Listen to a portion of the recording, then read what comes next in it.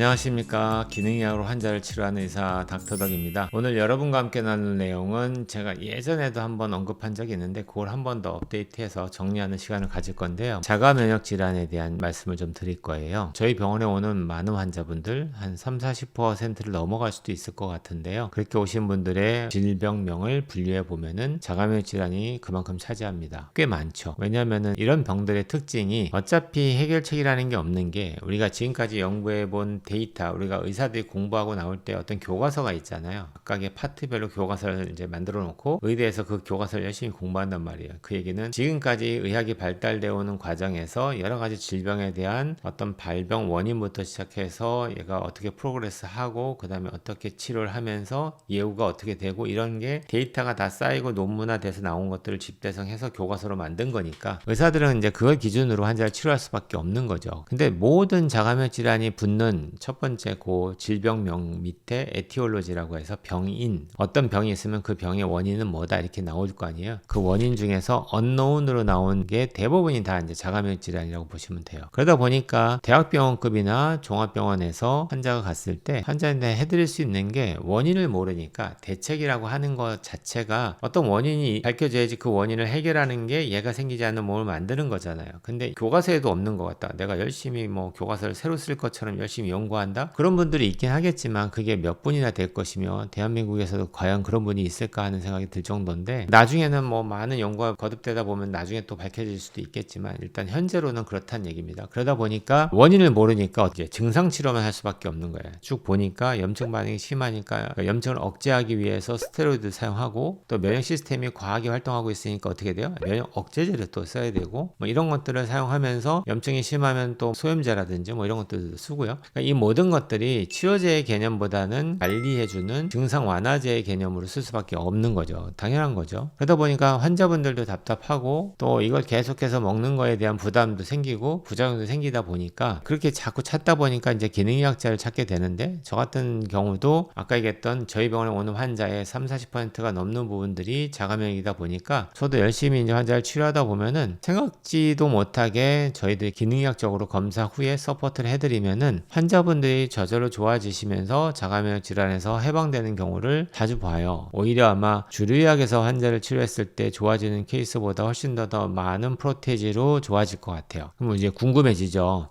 이 환자가 왜 좋아졌지? 그러니까 좋아진 구체적인 직접적인 이유는 모르지만 공통적으로 제가 치료하는 게 있다 보니까 지금까지 밝혀진 자가면역 질환의 원인에 대한 설명과 함께 왜 기능의학자는 이렇게 치료하는지에 대한 내용으로 정리를 좀 마감할까 합니다. 첫 번째 자가면역 질환의 특징은 면역계통의 오작동이에요. 그러니까 자가 면역의 의미하고 똑같은데 오토 이뮨이라는 개념이 이뮨은 면역이고요. 오토는 자가, 셀프를 얘기하죠. 그러니까 내 몸으로 인지한다면 내 몸은 보호를 해야 되잖아요. 그래서 실제로 면역 시스템은 외부에서 들어오는 이물질을 방어하는 기전으로 작동합니다. 모든 이뮨 시스템은요. 그래서 그 이뮨 시스템 면역이 작동을 할 때 우리 몸에서 예를 들어서 있어서는 안 되는 세포가 생겼다. 만약에 암세포가 생겼다. 그럼 당연히 그 암세포를 또 잡아먹기 위한 세포를 만들어서 얘를 또 먹는 거죠. 그렇듯이 내 몸이 건강해지는데 도움이 되는 것들은 그대로 두고 내 몸을 해하거나 내 몸에 이제 네거티브적인 역할을 하는 것들이 들어오거나 만들어졌을 때는 얘를 어떻게든지 내 몸에서 해결하려고 하는 시스템이 다 면역이다. 이렇게 이해하시면 쉽고요. 근데 문제는 내 몸인데도 불구하고 마치 이물질로 인식해서 공격하는 거죠. 그런 문제가 자가면역이에요. 그렇게 이해하시면 되겠고 그러다 보니까 만성적인 염증과 기능 저하에 빠지게 돼요. 우리 몸의 여러 가지 조직들이나 기능들이. 그래서 이제 이거를 갖다가 여러분이 제일 많이 듣게 되는 질병이 있죠. 저희 병원에도 지금 많이 오는 전신성 홍반성 루푸스 SLE하고 류마티스 관절염, 그 다음에 하시모토 갑상선염 같은 갑상선 질환들, 그 다음에 뭐 쇼그렌이라든지, 그 다음에 궤양성 대장염, 그 다음에 피부 쪽으로는 건선, 백반, 뭐 이런 것들이 다 해당이 되는 거예요. 그래서 우리가 연구를 지금까지 해본 걸로는 그 원인으로 첫 번째는 유전자기다. 맨날 해결 못할 때는 모든 핑계를 유전자에다 대죠. 그래서 대표적으로 HLA 유전자 변이가 있을 때 자가면역 질환이 잘 생긴다더라. 뭐 이런 얘기가 나오는데 어차피 그게 있다면은 해결 방법은 없잖아요. 유전자를 바꿀 수는 없으니까. 이제 그거보다는요. 유전자가 있든 없든 간에 저한테 왔던 다른 모든 자가면역 환자들이 제 경험상은 생각보다 많은 외부에서의 오염물질에 노출되어 있는 경우를 보게 돼요. 되는 거예요. 깜짝 놀라죠. 그래서 이분들이 검사했더니 몸속에 중금속이라든지 환경 호르몬이라든지 이런 것들이 되게 많이 갖고 있어서 이걸 외부로 잘 배출하고 들어오지 않게끔 노력하는 과정을 하다 보니까 몸 안에 쌓여져 있던 그 중금속이 다 빠져나갈 때쯤 되니까 몸이 깨끗해지면서 지금 우리가 경험했던 자가면역 증상이 사라지더라, 이런 경우를 보게 되는 거예요. 저는 그러다 보니까 우리가 받고 있는 영향이다 이렇게 보는 거고요. 거기에다가 하나 더 추가한다면은 요즘에는 우리가 음식을 통해서 들어오는 영양소를 대사하는 유전자 검사를 할 수 있게 되다 보니까 비타민 유전자 검사를 했을 때 메틸레이션에 관련되는 엽산 유전자 변이가 있는 환자들이 있는데 우리 병원 통계를 좀 내봤어요. 지금까지 이제 1100명 데이터가 있는데요. 그렇게 했을 때 엽산 유전자 변이가 있는데 그게 정상인 사람은 31%였고요. 하나의 변이가 있는 사람이 48%고요. 두 개의 변이가 있는 사람이 20.4%예요. 생각보다 많죠. 한 개 이상의 변이가 거의 68%니까 정상인에 비해서는 거의 70% 가까이, 정상이 31%니까 비정상이 70%에 가까운 거예요. 우리나라 전체 인구에. 그러다 보니까 이게 깔려있는 상태에서 여기에 맞는 제대로 된 영양 서포트가 돼주면은 메틸레이션이라는 장애가 생기지 않는 범위 내에서는 우리가 잘 맞고 살 수 있는데, 이게 메틸레이션이 잘 안 되는 과정이 되다 보니까 이 유전자 변이로 인해서 자가면역 질환이 잘 생기는 거죠. 그렇게 보신다면은 요거는 대책이 있어요. 이렇게 변이가 있는 사람들한테 맞는 영양제가 따로 있다 보니까 우리가 검사를 통해서 이런 분들한테 그거에 맞는 영양제를 주게 되면은 훨씬 더 그 자가면역에서 자유로워질 수 있는 기회가 생기는 거죠. 그렇게 이해하시면 되겠고, 또 기능의학자들이 주장하는 것 중에서 하나가 음식에 대한 자가항체를 만드는 거에 대한 검사하거든요. 그 지연형 면역 반응 검사인데 푸드 IG4 검사예요. 근데 이걸 하게 되는데 주류의학에서는 의미가 없다고도 얘기합니다. 왜냐하면 스스로 살다 보면은 만들 수 있고, 이거는 급성 IgE 항체가 아니고 G 항체다 보니까 직접적인 영향을 주지 않는다라고 걔네들이 얘기하는데, 이거는 이제 하나는 알고 둘은 모르는 거라고 저는 생각하는데, 정상적인 사람들한테 반응 없이 진행되는 경우도 흔하게 있을 수 있을 것 같아요. 그러니까 IgG 항체가 양성인데 그걸 먹었다고 해서 그 사람이 뭐 갑자기 계속 나빠진다거나 이렇게 하지 않고도 잘 지내시는 분들도 가끔 있어요. 근데 실제로 자가면역이 진행되는 과정에서는 또 다른 얘기입니다. 자가면역이 진행되는 환자들한테 음식 항원 검사에서 양성이 나온 것들을 계속 먹게 되면은 그 질환이 점점 더 악화되는데, 이걸 중단했을 때는 그 자가면역 질환이 호전되는 경우를 보게 되거든요, 우리들은. 그러다 보니까 가급적이면은 우리가 이걸 안 먹어도 되는 삶을 살 수 있는데, 굳이 먹어가면서 이게 생길까봐 두려워하면서 그렇게 살 이유가 없다 보니까 몸이 안 좋아서 검사를 받으러 오시는 경우지, 건강하고 잘 사시는데 와서 검사 받겠다는 사람 별로 없거든요. 그러니까 그렇다는 얘기는 내가 안 좋아진 이유를 모르는 과정에서 하나라도 가능성이 있다면 이걸 제한하는 게 맞다 보니까 우리는 음식으로 나온 것들도 제한하는 편이죠. 그래서 다음 시간에는 자가면역이 생길 수 있는 원인들 중에서 제가 중금속 얘기를 했잖아요. 그 중금속을 어떻게 내가 검사할 수 있는지 요거를 좀 더 자세하게 설명을 드리는 시간을 가질까 해요. 이거 되게 중요한데, 의사 선생님들 중에서 특히 기능의학을 한다는 분들 중에서도 이 검사에 대해서 별로 등한시하시고 관심도 없으면서 환자를 케어하려고 하시는 분들이 꽤 많아요. 그렇게 되면 생기는 문제가, 이 환자가 얼마 정도 치료를 해야지 좋아질지, 또는 이게 무엇 때문에 지금 악화되고 있는지에 대한 자신이라든지 어떤 확신이 없을 수밖에 없죠. 그러다 보니까 그냥 세월은 내 편이다 하면서 끌고 가게 되는데, 그렇게 되면 환자도 누락이 잘 될 수 있고요. 의사 선생님들도 자기가 치료하는 거에 대한 확신이 없다 보니까 그 치료에 대해서 예후도 좋지 않고, 아무래도 확신이 없으면 확신이 없는 만큼 되게 스트레스를 많이 받겠죠, 의사 선생님들도. 그러니까 이걸 정확하게 이해한 다음에 접근하시면 좋을 것 같아서, 저희 병원에 오신 분들한테는 제가 다 검사 후에 설명을 드리지만 다음에 올릴 이 영상을 보신다면은 아무래도 좀 더 저도 설명하는 시간을 단축할 수 있으니까 그거는 다음 시간에 제가 설명하는 걸로 하고, 오늘은 자가면역 질환이 생기는 전반적인 기전, 제일 중요한 거 정리하자면은 영양소의 결핍으로 인한 내 몸에서 대사가 안 돌아가는 것도 베이스에 깔려 있고요. 두 번째는 내 몸에 있어서는 안 되는 오염물질의 노출 때문에 그로 인해서 내 몸에 모든 교란이 생기면서 자가면역이 생길 수 있다. 대표적으로 제가 항상 보는 게 중금속 오염, 그 다음에 환경 호르몬의 노출, 이게 메인이 됩니다. 이 두 가지를 다 검사를 해서 이게 없는 몸을 만들기 위한 노력을 같이 하는 거죠. 오늘 간단하게 여기까지 공부하겠습니다. 온 국민이 건강해지는 그날까지 닥터덕은 여러분과 함께 합니다.